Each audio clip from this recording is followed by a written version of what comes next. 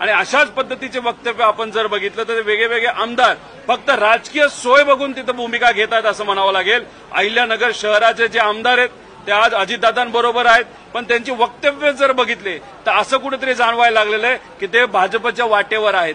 कारण तुम्ही जर बघितलं तर अनेक असे मतदारसंघ आहेत की ज्या ठिकाणी भाजपचा आमदार आहे, अजितदादा प्रवेश करून घेत आहेत, जिथे एकनाथ शिंदे साहेबांचा आमदार आहे तिथं भाजप प्रवेश करून घेत आहेत। मग कुठेतरी एक रस्सीखेच सुरू आहे।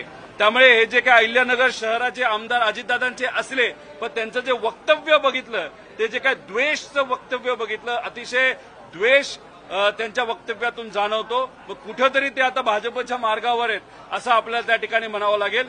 आता अजितदादा त्या बाबतीत काय निर्णय घेतात, कसे कान टोचतात, अजितदादा नेहमी त्यांचा पक्ष पुरोगामी विचाराचा पक्ष आहे असं सांगतात। आता तुमचेच आमदार जर तिथं प्रतिगामी विचार मांडत असतील, द्वेषाचं राजकारण करत असतील, तर तुम्ही त्या बाबतीत काय निर्णय घेतात हा अख्खा महाराष्ट्र आज तिथं वाट बघत आहे तुमच्या निर्णयाच्या बाबतीत। पण हे जे काही वक्तव्य विविध नेते आणि आमदार, सत्तेतले आमदार आणि नेते करत आहेत, त्याच्या खऱ्या अर्थाने निषेध आम्ही सर्वजण करतो।